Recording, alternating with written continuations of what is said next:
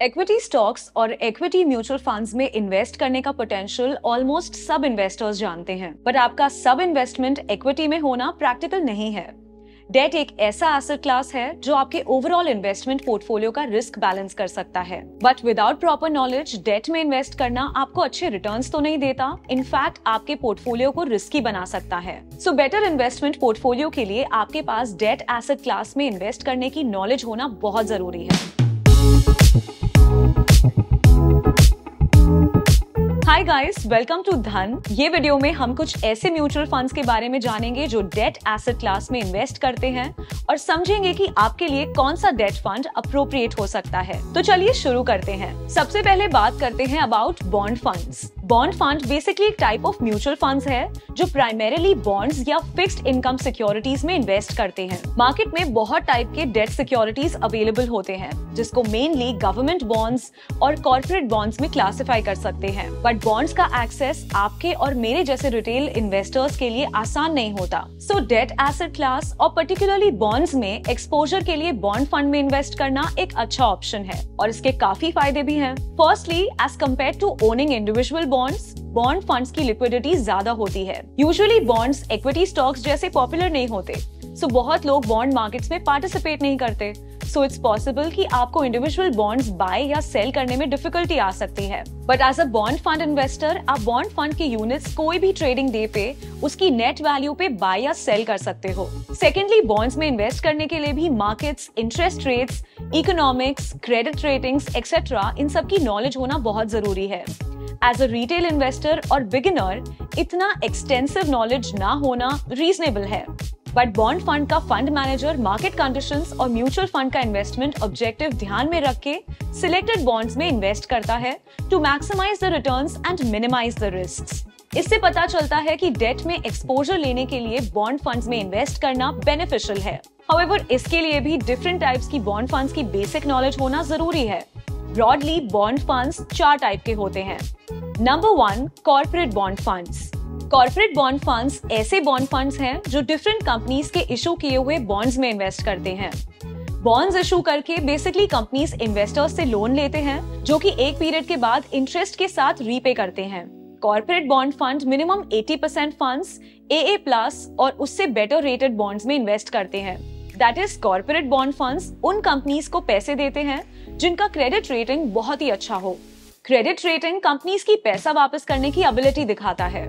However, ये जानना important है कि despite this corporate bond funds risk free नहीं होते। सबसे अच्छे क्रेडिट रेटिंग वाली कंपनीज भी डिफॉल्ट कर सकती हैं, जो आपके रिटर्न्स को नेगेटिवली इम्पैक्ट कर सकता है। Corporate bond fund however multiple corporate bond fund में इन्वेस्ट करते हैं, जिससे आपका रिस्क डाइवर्सिफाई होता है और कोई सिंगल बॉन्ड के डिफॉल्ट का इम्पैक्ट कम होता है। Number 2, credit risk funds. Credit risk funds को हाई यील्ड बॉन्ड फंड भी कहा जाता है। इससे आपको समझ आ गया होगा कि इसकी पोटेंशियल रिटर्न्स कंपैरेटिवली ज्यादा होती है, बट कैच ये है कि ये म्यूचुअल फंड कम क्रेडिट रेटिंग वाले डेट सिक्योरिटीज में इन्वेस्ट करते हैं। क्रेडिट रिस्क फंड्स अपना मिनिमम 65% फंड्स AA या उससे कम रेटेड कॉर्पोरेट बॉन्ड्स में इन्वेस्ट करते हैं। कम क्रेडिट रेटिंग ये बॉन्ड्स की हाई डिफॉल्ट प्रोबेबिलिटी इंडिकेट करती है। ये रिस्क को कंपनसेट करने के लिए ये बॉन्ड्स हाई यील्ड देने वाले होते हैं। Number 3, banking and PSU mutual funds. As the name suggest, ये फंड प्राइमरीली उन डेट इंस्ट्रूमेंट्स में इन्वेस्ट करते हैं जो बैंक या पब्लिक सेक्टर अंडरटेकिंग्स इशू करते हैं। ये फंड्स इन्वेस्टर के लिए रिलेटिवली सेफर इन्वेस्टमेंट ऑप्शन है, बिकॉज बैंक्स और PSUs की क्रेडिट क्वालिटी यूजुअली बेटर होती है। बैंक्स प्राइवेट या पब्लिक रेगुलेटेड एंटिटीज होती हैं और PSUs गवर्नमेंट ओन्ड होती हैं। इसके कारण दोनों केस में डिफॉल्ट के रिस्क काफी कम होते हैं। तो ये फंड उन इन्वेस्टर्स के लिए बेस्ट ऑप्शन होता है जिनको मिनिमम रिस्क और स्टेबल डेट में इन्वेस्ट करना है। Number 4, guilt funds. फाइनली, सबसे सेफ डेट फंड है गिल्ट फंड। गिल्ट फंड वो म्यूचुअल फंड्स है जो गवर्नमेंट इशूड सिक्योरिटीज में इन्वेस्ट करते हैं। Government securities highest credit quality की होती है, बिकॉज ये सिक्योरिटीज गवर्नमेंट में फेथ और गवर्नमेंट की क्रेडिट से बैक्ड होती है। अब एक और इम्पोर्टेंट टाइप के डेट फंड को समझते हैं, which is money market fund. Money market fund ऐसे म्यूचुअल फंड हैं जो शॉर्ट टर्म मैच्योरिटीज मतलब 1 साल से कम एक्सपायरी वाले सिक्योरिटीज में इन्वेस्ट करते हैं। ये short term securities money market instruments होते हैं जैसे कि treasury bills, certificates of deposit, commercial paper etcetera. Money market instruments highly liquid और रिलेटिवली सेफ सिक्योरिटीज होते हैं जहां इन्वेस्टर्स अपना पैसा शॉर्ट पीरियड के लिए पार्क कर सकते हैं। ऑल्दो इसका मेन पर्पस रिटर्न्स कमाना नहीं होता, बैंक डिपॉजिट्स के कंपैरिजन में ये इंस्ट्रूमेंट्स मॉडेस्ट रिटर्न भी अर्न कर सकते हैं। बट अगेन मनी मार्केट में इंस्ट्रूमेंट्स में इन्वेस्ट करना रिटेल इन्वेस्टर्स के लिए डिफिकल्ट हो सकता है due to lack of accessibility and expertise. So इसमें भी हमें मनी मार्केट फंड्स काम आते हैं। मनी मार्केट फंड्स का मेन एम कैपिटल प्रिजर्व करना होता है। Besides a decent return, ये एक स्टेबल नेट एसेट वैल्यू पे यूनिट्स को मेंटेन करता है। ये बेसिकली उन इन्वेस्टर्स के लिए डिजाइन होता है जिनको safely short term investment horizon के लिए लिक्विड फंड्स मेंटेन करने हैं। सो अगर आपका इमरजेंसी फंड है तो वो मनी आप मार्केट फंड्स में इन्वेस्ट कर सकते हो, और अगर आपको कैपिटल गेन हुआ है जो आप नियर फ्यूचर में री इन्वेस्ट करने वाले हो, उस मनी को भी आप मार्केट फंड्स में इन्वेस्ट कर सकते हो। हाउएवर इसके लिए भी डिफरेंट टाइप्स के मनी मार्केट फंड्स की बेसिक नॉलेज होना जरूरी है। Number 1, overnight funds. Overnight funds ऐसे म्यूचुअल फंड्स हैं जो बहुत ही शॉर्ट टर्म डेट इंस्ट्रूमेंट्स में इन्वेस्ट करते हैं। ये इंस्ट्रूमेंट्स की मैच्योरिटी ड्यूरेशन 1 दिन की ही होती है। ये इंस्ट्रूमेंट्स हाई क्रेडिट रेटिंग वाले होते हैं और यूजुअली फाइनेंस कंपनीज अपनी शॉर्ट टर्म फाइनेंशियल गैप को फिल करने के लिए इशू करती है, जैसे कि banks, NBFCs, insurance companies, mutual funds, provident funds etcetera. Overnight funds इसीलिए हाई लिक्विडिटी ऑफर करते हैं जिससे कि इन्वेस्टर्स अपने फंड्स क्विकली एक्सेस कर सकते हैं विदाउट इनकरिंग सिग्निफिकेंट कॉस्ट और डिलेज। ये फंड्स की रिटर्न मार्केट के शॉर्ट टर्म रेट्स पे डिपेंड करती है। यूजुअली बिजनेसमैन और एंटरप्रेन्योर्स जिनको बड़ी अमाउंट कॉन्स्टेंटली कुछ दिन के लिए पार्क करने की रिक्वायरमेंट होती है, वो ओवरनाइट फंड्स में इन्वेस्ट करते हैं।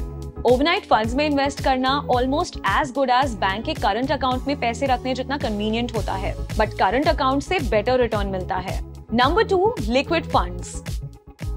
लिक्विड फंड्स ऐसे म्यूचुअल फंड्स हैं जो primarily short term money market instruments में इन्वेस्ट करते हैं जिनकी मैच्योरिटी अप टू 91 डेज की होती है।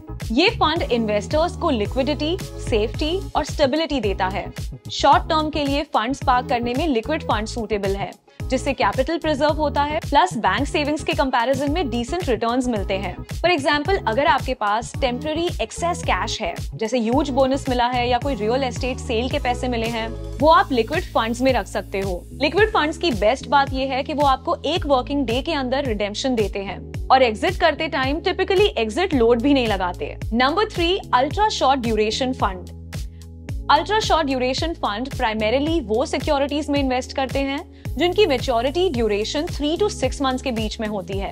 As compare to liquid funds, ये फंड इन्वेस्टर्स को स्लाइटली हायर रिटर्न्स देते हैं while also maintaining a low level of risk. Liquid funds के जैसे ही ultra short duration funds high level of liquidity offer करते हैं। अल्ट्रा शॉर्ट ड्यूरेशन फंड्स भी टेम्पररी कैश पार्क करने के लिए सूटेबल होते हैं। Number 4, low duration funds.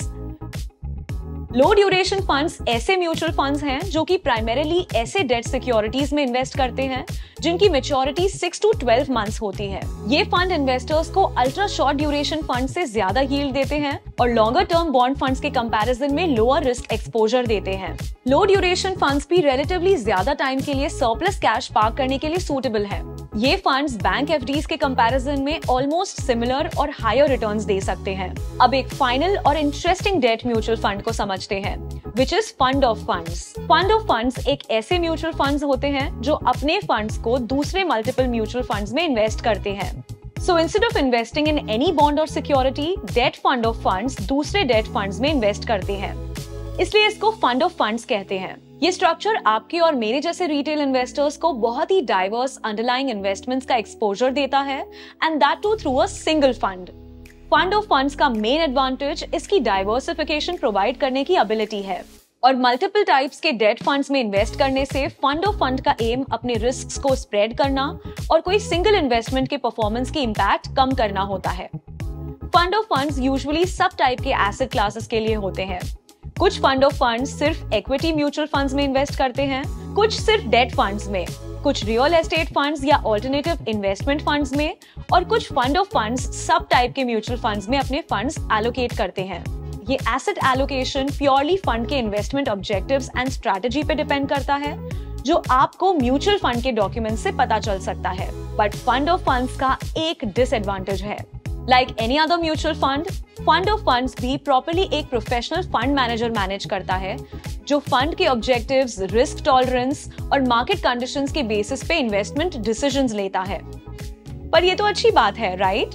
Well yes, but इसके लिए फंड ऑफ फंड्स अपनी सेपरेट मैनेजमेंट फीस चार्ज करते हैं और ये मैनेजमेंट फीस अंडरलाइंग फंड्स के मैनेजमेंट फीस के ऊपर है। ये लेयर्ड फी स्ट्रक्चर से फंड ऑफ फंड्स का ओवरऑल एक्सपेंस रेशियो रिलेटिवली ज्यादा होता है as compare to investing directly in the underlying funds. इसीलिए for investing in fund of funds आपको अपने रिस्क टॉलरेंस, परफॉर्मेंस, एक्सपेक्टेशन और फंड के एक्सपेंस रेशियो को इवैल्यूएट करना जरूरी है। To conclude, bond fund, money market fund और डेट फंड ऑफ फंड्स, ये तीनों डेट में इन्वेस्ट करने के लिए यूजफुल है, बट ये सब different investor needs and objectives को केटर करते हैं।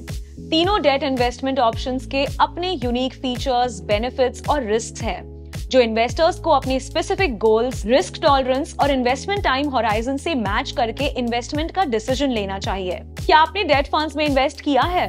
Let us know in the comments. अगर आपको ये वीडियो अच्छी लगी है तो लाइक करें और फ्यूचर में ऐसे इन्फॉर्मेटिव वीडियोस देखने के लिए सब्सक्राइब करें। Investment and securities markets are subject to market risk. Read all the related documents carefully before investing.